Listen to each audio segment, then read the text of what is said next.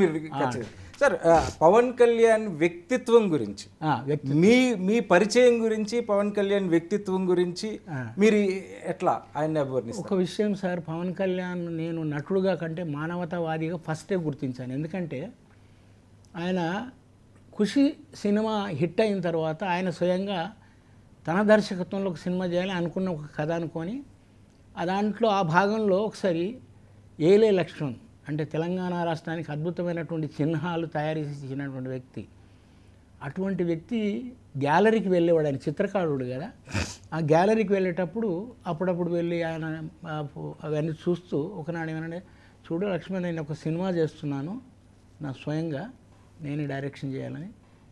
Hyderabad slang మీద మంచి పట్టున్నటువంటి ఒక కొత్త వాళ్ళని నేను అంటే రచయితలుగా గే రచయితలుగా పరిచయం చేయాలనుకున్నప్పుడు ఎవరైనా ఉన్నారా అంటే ఆ లక్ష్మణ్ అంటే ఆయన నా పేరు చెప్పాడు. నా పేరు చెప్పి ఉన్నాడు సార్ ఇలా మాస్టర్జీ అని ఉన్నాడు. మేము ఒకనాడు ఈ బయట అందరికీ పాటలు వినిపించాలని కొన్ని పాటలు ఆయన రికార్డ్ చేశానని చెప్పి నా పాట ఒకటి వినిపించాడట. అదేంటంటే హైదరాబాద్కి సంబంధించినటువంటి అదేంటి, చెలో మియా చాదర్ గట్టు ఆయా తేరా అడ్డికి మెట్టు, చెలో మియా చాదర్ గట్టు ఆయా తేరా అడ్డికి మెట్టు, ఇదే మన హైదరాబాదు జర చూడర చూడు నా బాబులాగిరి జాగీరు జర చూడర చూడు, అరే పాతాపట్నం కొత్తపట్నం మధ్యలో బారేది మూసీ నది, అరే మధ్యలో బారేది మూసీ నది, మూసీ నది కౌతలొడ్డున జర చూడర చూడు చార్మినారు కట్టడమంట జర చూడర చూడు పక్కా పొంటే మక్కా మసీద్. ఇట్లా అద్భుతం మొత్తం ఒక రైన్ హైదరాబాద్ ఎట్లా ఉంటుందో ఆ పాటలు మొత్తం చెప్పాను అనమాట. అది విన్న తర్వాత చాలా బాగుంది, ఆయన తీసుకురమ్మని చెప్పి పిలిపించాడు. 2001 నాకు బాగా గుర్తు, జూన్ 14 తారీఖు అనుకుంటా, ఇదే నెల అనుకోండి. అప్పుడు పిలిపించినప్పుడు నేను వెళ్ళగానే మొట్టమొదలు సినిమా హీరో అంటానంటే ఎట్లా ఉంటుంది నేను గమనించి చాలామంది అప్పటికే చూస్తేనే కొంచెం పోజ్ మెయింటైన్ చేస్తారు. ఫస్ట్ వెళ్ళగానే బయటికి వచ్చి మమ్మల్ని ఇద్దరిని లోనికి తీసుకెళ్ళి మాస్టర్జీ బాగున్నారా, అప్పటికెప్పుడుకో ఎంతో పరిచయం ఉన్నటువంటి వ్యక్తుల కూర్చోండి ఎలా కూర్చోండి అనేసి చెప్పి కాఫీ తాగుతారా టీ తాగుతారా. ఒక మనిషి యొక్క గొప్పతనం ఎట్లా అంటే సార్, ఇంటికి వచ్చినటువంటి వ్యక్తులని ఆదరించే దాన్ని బట్టి అతని యొక్క తత్వము, అతని వ్యక్తిత్వము, అతని సంస్కారం తెలిసిపోతుంది. రేణు దేశాయి మేడంని పిలిచి, రేణు ఫలానా ఇతని పేరు ఇది, మన సినిమా కోసం పిలిపించాను, వెళ్ళి మంచి కాఫీ తయారు చేసుకొని తీసుకురమ్మా. కాఫీ తాగి తెచ్చినాక అప్పుడు మొదలుపెట్టిండు సంభాషణ. ఏమన్నాడు అంటేనంటే, చూడు మాస్టర్జీ నేను ఒక సినిమా చేస్తున్నాను, ఇట్లాగా ఇది సన్నివేశం, ఇది మీరు పాటలు రాస్తే బాగుంటుందని చెప్పి అన్నప్పుడు తప్పకుండా నేను కొన్ని మీకు నచ్చిన పాటలు వినిపించమన్నప్పుడు నేను ఒక పాట పాడాను. పాడిన తర్వాత ఆయన ఏమన్నాడంటే, ఈ పాట కదా ఆ పాట పాడంటున్నాడు. నా పాటలు ఈయనకి ఎట్లా తెలుసు అనగానే నాకు మన పాటలన్నీ ఈ ఉద్యమాలకు సంబంధించి సామాజిక ఉద్యమానికి సంబంధించిన పాటలు. ఈ రెండు మూడు పాటలు విన్న తర్వాత ఇక నేను అనుకున్న మనకైతే ఛాన్స్ రాదు, ఎందుకంటే మన వర్గాల వారికి అసలు ఎవరు కాలు పెట్టనియరు కదా. ఈయనేంటిది పాటలని అడుగుతున్నాక నేను పాడినటువంటి పాట జోగిని వ్యవస్థ మీద పాడిన పాటను విని ఆయన బొట్ట కన్నీళ్ళు రాల్చి నా చేయి గట్టిగా పట్టుకున్నాడు. ఏం మాస్టర్జీ ఇంత అద్భుతమైనటువంటి ప్రతిభ పాటవాళ్ళు నేను ఎందుకు ప్రొఫైల్ మెయింటైన్ చేస్తున్నావు, నేను నీకు నా సినిమాలల్లో చేస్తున్నా, ప్రతి సినిమాలో నువ్వు పాట రాయాలి అని చెప్పి అప్పటికప్పుడే మళ్ళీ రమణ గోగులను పిలిపించి ఇట్లాగా అంటని చెప్తే ఇద్దరు కలిసినాక చెప్పినాక అప్పుడు నేను మళ్ళీ తెల్లారే పాట రాసి తీసుకొని వెళ్ళిన. తీసుకొని రాసి వచ్చావు అంటే రాసి తీసుకొచ్చాను సార్. అప్పుడు అందులో సినిమాలో అప్పటికి కథపరంగా నారాజు గాకురం మా అన్నయ్య నజీర్ అన్నయ్య అని నేను యతిప్రాసలకు అనుగుణంగా రాశాను. కానీ ఆ సినిమాలో అప్పటికి వాళ్ళు అనుకున్న పేరు వేరే అయినా కూడా ఈ మొత్తం పాట విన్న తర్వాత పేరు మార్చలేదు, అందులో ఉన్నటువంటి సాకి మార్చలేదు. మొత్తం ఎంత పాట ఉందంత మొత్తం 3 చరణాలు పాట ఉంటుంది, ఒకటేమో నడక ఉంటుంది. నమ్మొద్దు రన్నో నాయకుని గుమ్మాని కుర్దీస్తాడన్నో నమ్మినోని, తన బతుకులో వెలుగు కొరకు నాయకుడు మన దీపాలార్పేస్తాడమ్మో నాయకుడు, మా దేవుడు గొప్పంటాడమ్మో నాయకుడు, మా ప్రార్థన చెయ్యంటాడమ్మో నాయకుడు, మా బైబిల్ మొక్కంటాడమ్మో నాయకుడు, దేవుళ్ళ నడ్డంగా పెట్టి నాయకుడు దేవుళ్ళ దోచేస్తాడమ్మో నాయకుడు, తన పదవి అధికారం కొరకు నాయకుడు మన దీపాలు అర్పిస్తే ఈ పాట మొత్తం ఎట్ట రాసిన అట్లా మొత్తం పెట్టాడండి. నేను అనుకున్నాను ఏంటబ్బా ఇంత ఒక్కటి కూడా మార్చలేదు అనేసి. అంటే ఆయన ఒక సంస్కారం కానీ ఒకరికి ఇచ్చే విలువ కానీ, నేను మొట్టమొదటి వెళ్ళినప్పుడే అప్పటికే ఎంతో పరిచయం ఉన్నాడు, కూర్చోమని కాఫీ తాగిపించేసి ఎప్పుడు వెళ్ళినా కూడా ఫోన్ చేస్తే మాట్లాడే. ఈరోజు ఎవరైనా ఫోన్ చేస్తే మాట్లాడతారా? ఒక్కోసారి మేడం రేణు దేశాయి మేడం ఎత్తినా కూడా ఆమె తీసుకుపోయి సారికి ఇస్తే మాట్లాడుతుండే. అట్లా నన్ను చాలా అత్యంత ప్రేమగా అంటే గుండెలో పెట్టుకొని చూసుకున్నటువంటి వ్యక్తి.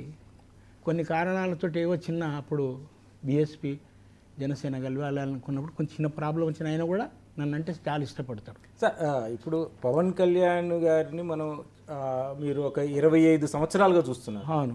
ఈ 25 సంవత్సరాల్లో మీరు చెప్పినట్టు ఆయన సొంతగా డైరెక్ట్ చేసిన సినిమా కూడా ఫ్లాపే అయ్యింది. ఫ్లాప్ అంటే అనుకున్నంత రేంజ్లో ఆడలేదనే మనం అంటాం. వాటన్నిటిని తట్టుకొని ఆ సినిమా కొద్దిగా అనుకున్నంత రేంజ్లో ఆడినప్పుడు ఆయన ఫీలింగ్ ఎలా ఉండేది? అయితే దాంట్లో ఇంత మాత్రం విషమంతా కూడా ఆయన ఫీల్ కాలేదు సార్. కానీ పవన్ కళ్యాణ్కి ఆయన ఫీల్ అయిందో లేదో కానీ చిరంజీవి గారు వాళ్ళ ఆఫీసులో కలిసినప్పుడు ఆయన కొంచెం లోపల మాట్లాడి బయటకు రాగానే నాగబాబు గారు నన్ను పరిచయం చేశారు. సార్ అన్నయ్య వేరే మన పాటలు రాశాడు జానీలో మాస్టర్జీ అని అన్న. మాస్టర్జీ ఏమయ్యా నీ గురించే మొత్తం సినిమా, నీ పాటల గురించే సినిమా తీసినట్టుండు మావాడు అంటున్నాను. అంటే నా ఉద్దేశం ఏంటంటే అంతా ఆయన అన్నమాట కూడా కరెక్టేమో చెప్పలేము, పాటలు నా కోసం తీసిండేమో అన్నట్టుగా. అయితే మొత్తానికి ఏంటంటే సినిమాలో ఒక బ్రహ్మాండమైనటువంటి ఒక స్టింజ్ ఉంది సార్. అది అంటే ఆయన అనుకున్నది కూడా ఎక్కడ కాంప్రమైజ్ కాకుండా తీయడము, అది గొప్పతనం. ఎవరు చెప్పినా కూడా ఏం చెప్పినా కూడా ఇది మార్చొచ్చు అంటే ఆయన ఏం తీయాలనుకుంటే అది తీసిండు.